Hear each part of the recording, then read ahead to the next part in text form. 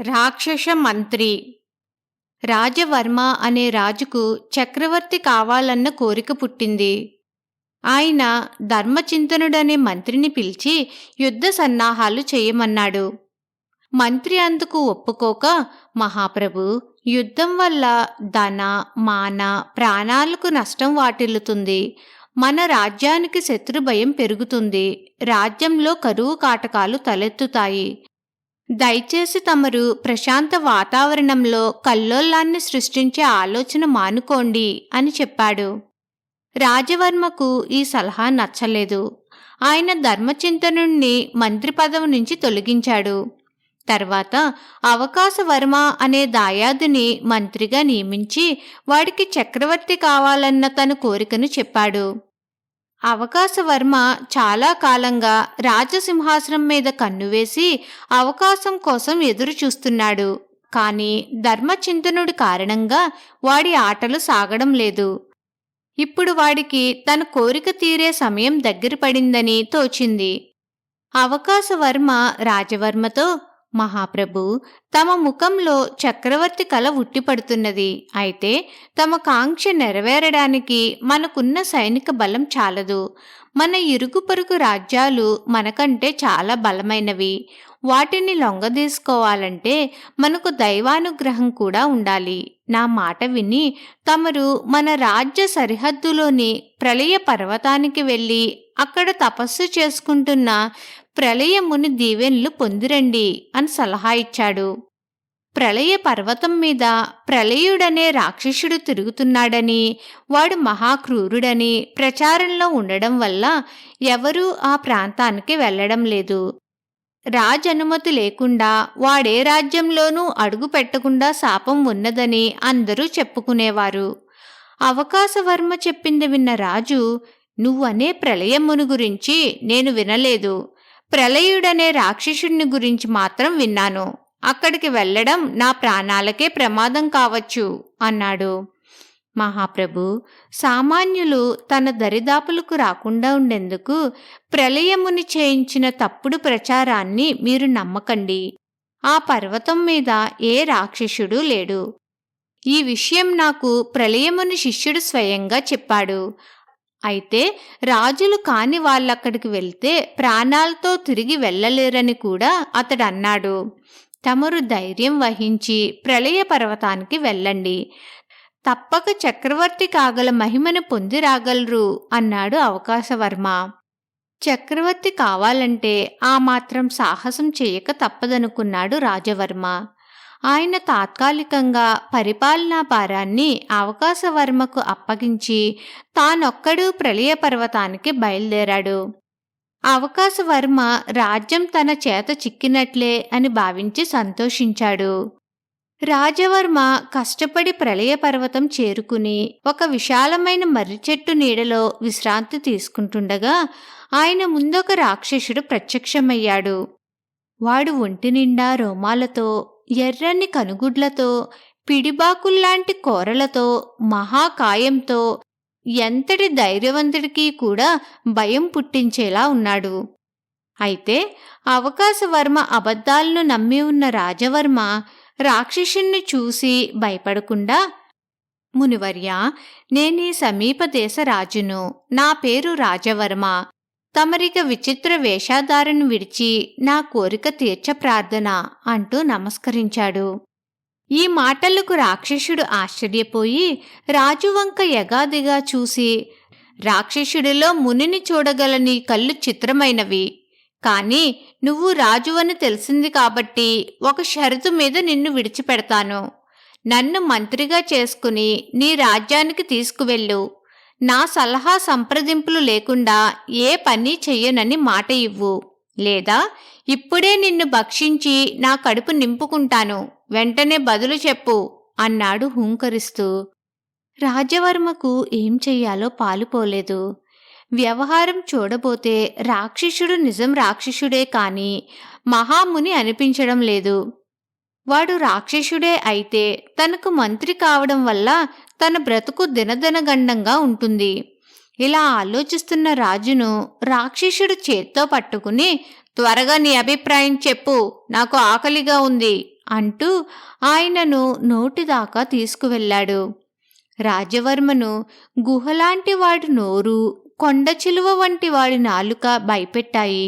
ఆయన వెంటనే, నీ వంటి బలవంతుడు మంత్రిగా ఉంటే నాకెంతో మేలు జరుగుతుంది. అయితే ఈ రూపంలో నిన్నెలా తీసుకువెళ్లడమా అని ఆలోచిస్తున్నాను అన్నాడు. కోరిన రూపం ధరించగల శక్తి నాకు ఉన్నది. నేను మానవ రూపంలోనే నీకు మంత్రినవుతాను. కాని నువ్వు నా చెప్పు చేతల్లో ఉంటానని మాటివ్వాలి అన్నాడు రాక్షసుడు. రాజవర్మకు ఏదో అనుమానం కలిగి, నువ్వు నాకు మంత్రి అవ్వడం ఎందుకు? నన్ను చంపి తిని నా రాజ్యానికి వెళ్ళి రాజువు కావచ్చు కదా అని అడిగాడు. రాజవర్మ ప్రశ్న వింటూనే రాక్షసుడు కాస్త తడబాటు చెంది ఏదో రహస్యం చెబుతున్నవాడిలా చిన్న గొంతుతో, నాకొక శాపం ఉన్నది. రాజు అనుమతి లేనిదే ఏ రాజ్యంలోనూ అడుగు పెట్టలేను. అందుకే నిన్ను చంపకుండా నీ అనుమతి కోరుతున్నాను. మరి మంత్రినెందుకు అవుతున్నానంటావా? రాజుకైతే ప్రజాక్షేమం బాధ్యత, మంత్రికి రాజక్షేమం బాధ్యత. నేను నీ క్షేమం చూసుకోవడం సులభం, ప్రజల క్షేమం చూసుకోవడం కష్టం. రాజు నా చెప్పు చేతల్లో ఉంటే నా వల్ల ప్రజలకు అన్యాయం జరిగినా ఆ బాధ్యత నీదే కాని నాది కాదు కదా అన్నాడు. అంతా విని రాజవర్మ ఆలోచనలో పడ్డాడు. ఆయన తన మనసులో, ఈ రాక్షసుడి శక్తి అపారం, కాని వీడి వల్ల నాకు లాభమే తప్ప ప్రాణహాని లేదు. ఏదో ఒక రోజున వీడి బలాన్ని ఉపయోగించుకుని నేను చక్రవర్తిని కావచ్చు అనుకుని వాడి మాటలకు తన అంగీకారాన్ని తెలిపాడు. రాక్షసుడు వెంటనే మానవ రూపం ధరించాడు. రాజు, రాక్షస మంత్రి కలిసి రాజధానికి చేరుకున్నారు. ఆ సమయంలో అవకాశవర్మ రాజవర్మ మరణించినట్లు ప్రకటించి పట్టాభిషేకం చేయించుకునే ప్రయత్నంలో ఉన్నాడు. రాజును చూస్తూనే వాడికి నోటమాట రాలేదు. రాజవర్మ వాడి వంక గుడ్లురిమి చూసి, నీ నేరానికి శిక్ష ఏమిటో తెలుసా అంటూ ఏదో అనబోయాడు. రాక్షస మంత్రి రాజును వారించి, ప్రభు, ఈ రోజు నుంచి రాజ్యంలో ఏ నేరం జరిగినా దోషిని నిర్ణయించడం మీ బాధ్యత, శిక్షించడం నా బాధ్యత. ఈ ద్రోహికి నేను విధించే శిక్షను చూడండి అంటూ ఒక్కసారిగా తన ఆకారాన్ని పెంచి అవకాశవర్మను గుప్పెట్లో పట్టుకుని చప్పున నోట్లో వేసుకున్నాడు. ఆ దృశ్యం చూసిన వారందరూ అహాకారాలు చేశారు. రాక్షస మంత్రి తిరిగి మానవ రూపాన్ని పొందాడు. రాక్షస మంత్రి చేసిన పని చూసి రాజవర్మ వణికిపోయాడు. ఇలా జరుగుతుందని ఆయన కలలో కూడా అనుకోలేదు.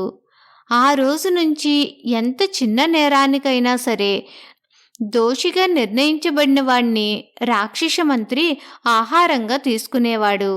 ఉన్నట్లుండి నేరాలు తగ్గిపోయాయి.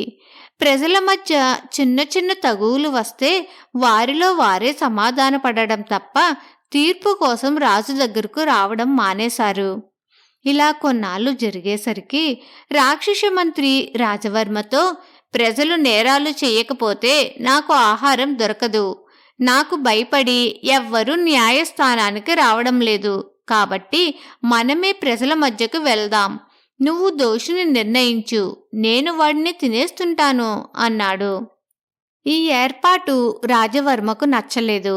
ఆయన రాక్షసుడితో, నీకు ఆహారం లభించేందుకు నేనింతకంటే మంచి ఉపాయం ఆలోచించాను. మనం పొరుగు రాజ్యం మీదకి యుద్ధానికి వెళ్దాం. యుద్ధంలో విజయం మనదే అవుతుంది కనుక దొరికిన శత్రు సైనికులను రోజుకొకరిని చొప్పున హాయిగా సంవత్సరాల తరబడి భుజించవచ్చు అన్నాడు. ఇందుకు రాక్షసుడు సరేనన్నాడు. వెంటనే రాజవర్మ పొరుగు రాజ్యంపై యుద్ధం ప్రకటించాడు. 2 దేశాల సేనలు ఒక విశాల మైదానంలో ఒకదానికొకటి ఎదురుపడ్డాయి. పొరుగు రాజైన ధర్మసేనుడి సైనిక బలం అపారంగా ఉన్నది. అయితే రాజవర్మ సైన్యం మధ్యలో రాక్షసుడు తాటి చెట్టు ప్రమాణంలో అతి భీకరంగా నిలబడి ఉన్నాడు. వాణ్ణి చూస్తూనే ధర్మసేనుడి సైనికుల కాళ్లల్లో వణుకు పుట్టింది. అప్పుడు రాజవర్మ ధర్మసేనుడినుద్దేశించి, నాకు సైనిక బలంతో పాటు రాక్షస బలం కూడా ఉన్నది. యుద్ధానికి తలబడి సైనికులతో పాటు ప్రాణాలు పోగొట్టుకుంటావో, నాకు సామంతుడివై కప్పం కడతావో నీ ఇష్టం అన్నాడు. ధర్మసేనుడు రాజవర్మకు బదులివ్వకుండా సైనికులను వెనక్కి తిరిగి పొమ్మని ఆజ్ఞాపించాడు. పారిపోతున్న ధర్మసేనుణ్ణి, శత్రు సైనికులను చూసి రాజవర్మ వికటట్టహాసం చేస్తూ తరమసాగాడు. ఆ సమయంలో ఎక్కడి నుంచో వచ్చిన పాతమంత్రి ధర్మచింతనుడు రాజవర్మ ముందుకు వెళ్ళి, ప్రభూ, ఇక ముందుకు వెళ్ళకండి. ధర్మసేనుడి యుక్తిని మీరు అర్థం చేసుకోలేక ప్రమాదంలో పడగలరు అన్నాడు. నాకు భయపడి పారిపోతున్న వాడి వల్ల నాకు ప్రమాదమా?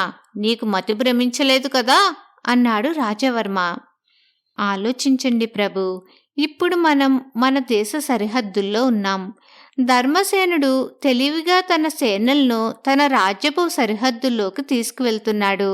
శాప కారణంగా మీ రాక్షస మంత్రి ఆయన రాజ్యంలో అడుగుపెట్టడానికి ఆయన అనుమతించాలి. అలా కాకుంటే మీ సైన్యం మాత్రమే సరిహద్దులు దాటగలదు. దాన్ని ధర్మసేనుడి సైన్యం ఓడించగలదు. అప్పుడు మన దేశానికి ధర్మసేనుడు రాజవుతాడు. రాక్షస మంత్రి ఆయన అనుమతి లేనిదే మన దేశంలో ఉండలేడు. నా మాట విని ఇక వెనక్కు తిరగండి అన్నాడు ధర్మచింతనుడు. అప్పటికి రాజవర్మకు అసలు విషయం అర్థమైంది. రాక్షస మంత్రి సాయంతో తను పొరుగు దేశాలపై విజయం సాధించలేనని తెలియగానే ఆయన దిగులుపడి, ఇప్పుడు నేనేం చెయ్యాలి? పొరుగు దేశపు సైనికులు పట్టుబడకపోతే రాక్షసుడు నా ప్రజలను తింటాడు. నేను వీడి పీడ ఎలా వదులుచుకోవడం అని అడిగాడు. అందుకు ధర్మచింతనుడు, ప్రభు, రాజుకు పరరాజ్యాలను జయించాలన్న వ్యామోహం ఉంటే అదే రాక్షసులకు బలాన్నిస్తుంది. ప్రజలు నేరాలు చేస్తుంటే అదే రాక్షసులకు ఆహారాన్నిస్తుంది. రాక్షస మంత్రి పుణ్యమా అని మనం ఈ రెండు సత్యాలను గ్రహించాం. తమరు రాక్షసుని రాజ్యం విడిచిపొమ్మని శాసించండి, అందరికీ మేలు జరుగుతుంది అని సలహా ఇచ్చాడు. రాజవర్మ రాక్షసుని రాజ్యం విడిచిపొమ్మన్నాడు. వాడు ఆగ్రహించి రాజును పట్టుకోబోయాడు. వెంటనే రాజవర్మ సైనిక బలమంతా ఒకటై రాక్షసుడికెదురు తిరిగింది. అంతమంది సైనికులు ఆయుధాలు పైకెత్తి మీదకి వచ్చేసరికి అంత పెద్ద రాక్షసుడు భయపడి ప్రళయ పర్వతం కేసి పరుగు తీశాడు. ఇది చూసి రాజవర్మ పరమానందం చెంది ధర్మచింతనుడితో, మహామంత్రి, నేను దురాశ కొద్దీ మీకు చాలా అన్యాయం చేశాను. నా దాయాది అవకాశవర్మ మాటలు నమ్మి ప్రళయ పర్వతానికి వెళ్లడం వల్లనే ఈ చిక్కులన్నీ వచ్చాయి. నాకు, రాజ్య ప్రజలకు కూడా ఘోర ప్రమాదం జరగనున్న దశలో మీరు వచ్చి నన్ను, ప్రజలను కాపాడారు. తమకెంతో కృతజ్ఞుణ్ణి. గతాన్ని మర్చిపోండి అన్నాడు. ధర్మచింతనుడు రాజవర్మకు నమస్కరించి, ప్రభు, మానవులు తమలో తాము కలహించుకుంటేనే రాక్షసుల బలానికి విలువ లభిస్తుంది. మానవులంతా ఒక్కటై ఎదురు తిరిగితే ఎలాంటి రాక్షసుడైనా వెన్ను చూపి పారిపోక తప్పదు. రాజులు సైనిక బలాన్ని రాక్షస వినాశనానికి తప్ప రాజ్య విస్తరణకు ఉపయోగించకూడదు.